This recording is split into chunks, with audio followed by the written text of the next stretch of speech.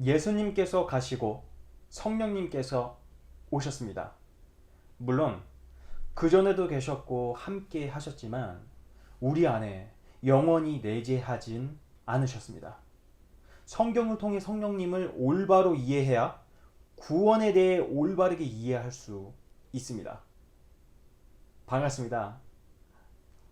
오늘은 성령님에 대해서 알아보려고 합니다. 우리는 교회의 전통과 역사로서 하나님을 이해하기도 합니다. 또한 성경을 통해서 하나님을 이해하기도 합니다. 우리는 당연히 성경의 말씀을 통해서만 하나님을 올바로 이해해야 합니다. 여러분은 이 성령이라는 단어를 들으면 무엇이 떠오르시나요?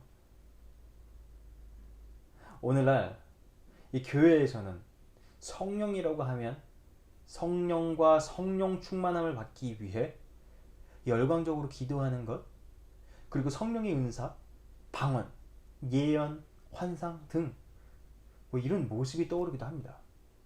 특히 교회 생활을 잘하면서도 열정적으로 하시는 분이나 은사가 있으신 분들은 성령이라는 단어와 밀접한 관계가 있어 보입니다.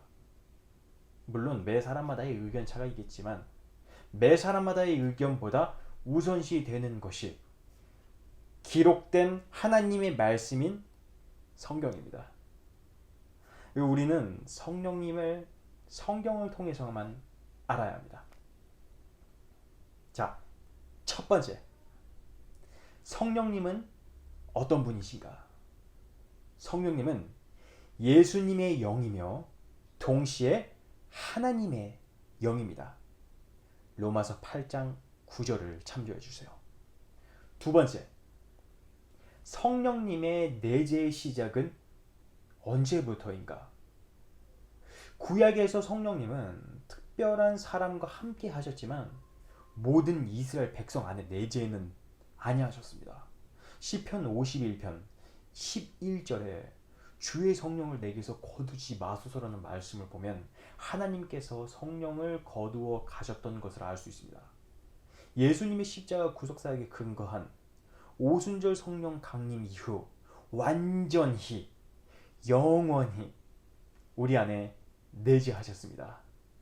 사도행전 2장을 참조해 주세요. 자, 세 번째입니다. 성령님께서 하나님의 백성으로 하여금 예수님을 믿을 수 있게 해 주셨습니다. 구원은 전적인 하나님의 은혜의 근거죠. 요한복음 15장 26절을 읽어보겠습니다. 내가 아버지께로부터 너희에게 보낼 보혜사 곧 아버지께로부터 나오시는 진리의 성령이 오실 때에 그가 나를 증언하실 것이요. 곧 성령님이란 예수님을 증언하시는 분이십니다. 우리가 예수님을 믿는다라고 말하는 것은 성령님이 우리 안에서 행하시기 때문입니다. 에베소서 1장 13절을 통해 곧 성령의 인침을 받았다는 의미입니다. 그리고 계시록 14장 1절을 통해 우리의 이마에 하나님의 이름과 예수님의 이름이 새겨져 있다는 의미입니다. 그분은 진리의 성령님이십니다. 진리는 하나님의 말씀인 성경입니다. 그렇게 성경이 없는 것은 성령님이 아니십니다. 네 번째, 성령님은 성경을 우리에게 알려주십니다. 요한복음 14장 26절 말씀입니다. 보혜사 곧 아버지께서 내 이름으로 보내실 성령 그가 너희에게 모든 것을 가르치고 내가 너희에게 말한 모든 것을 생각나게 하리라. 이 말씀을 통해 알 수 있듯이 우리가 성경을 읽을 때 성경의 말씀을 깨닫고 알게 해주십니다. 그리고 이 일반 은혜와 특별 은혜를 이해하도록 해주십니다. 일반 은혜란 모든 사람들에게 주신 윤리, 도덕, 법률 등 삶의 방식이며 특별 은혜는 하나님 백성에 받은 구원의 은혜를 말합니다. 다른 어떤 무엇이 필요하지 않습니다. 우리에게 알려주시는 모든 것은 모두 성령님께서 성경 말씀을 통해서 가르쳐 주시는 것입니다. 다섯 번째, 성령님께서 구원받은 하나님의 백성인 우리와 영원히 함께 계시며 떠나지 않으십니다. 요한복음 14장 16절입니다.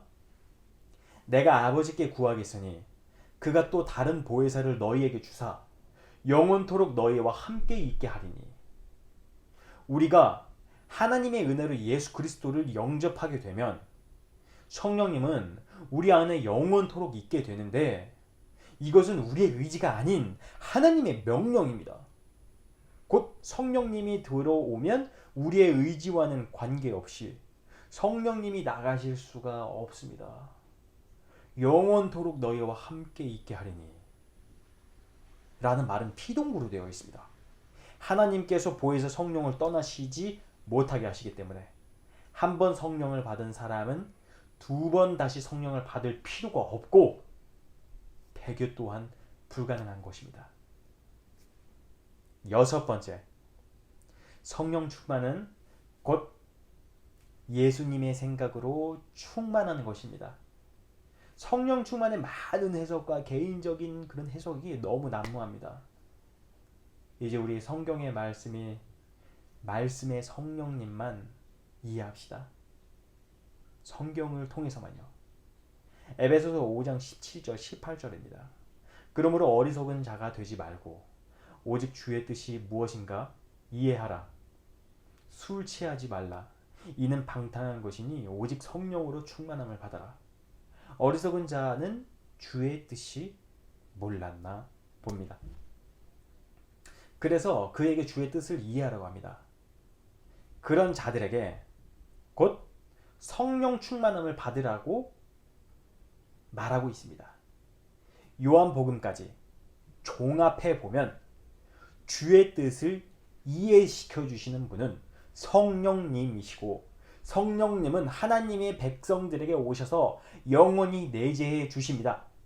그리고 여기서 성령 충만함을 받으라는 뜻은 우리 안에 계시며 주의 뜻을 가르쳐 주시는 성령님의 생각으로 가득 차라는 것입니다. 일곱 번째, 성령님과 예수님의 공통점으로 두 분께서 이 세상에서 하시는 일은 단 한 가지뿐입니다. 이것은 바로 순종입니다. 성령님과 예수님은 철저히 자신의 뜻 내려놓고 무조건 하나님의 말씀을 순종하셔서 모든 일을 하십니다. 청지기인 우리에게 본을 보여주시는 주님이십니다. 자, 정리해 보겠습니다. 첫 번째, 성령님께서는 하나님의 영이시며 동시에 예수님의 영이십니다. 두 번째, 성령님께서는 이전에도 함께 하셨지만 오순절 강림 이후로 우리 안에 영원히 함께 계십니다. 세 번째, 성령님께서는 우리로 하여금 예수님을 믿고 증거하게 해주십니다. 네 번째, 성령님께서는 우리에게 성경인 하나님의 말씀을 알려주시고 깨닫게 하십니다. 다섯 번째, 성령님께서는 구원받은 하나님의 백성과 영원히 함께 계십니다. 그러시면서 우리의 구원을 영원히 지켜주십니다. 여섯 번째, 성령 충만이란 예수님의 생각으로 충만한 것입니다. 일곱 번째, 성령님과 예수님께서 하시는 단 한 가지는 순종입니다. 자, 여기까지 성령님에 대해서 성경을 통해 간단히 소개해 드렸습니다. 위에 참조된 성경 부분도 모두 찾아보시고 특히 요한복음 15장 16장도 꼭 읽어보시길 바라겠습니다. 참조할 블로그도 밑에 놔두었으니 참조 바랍니다. 시청해 주셔서 감사합니다.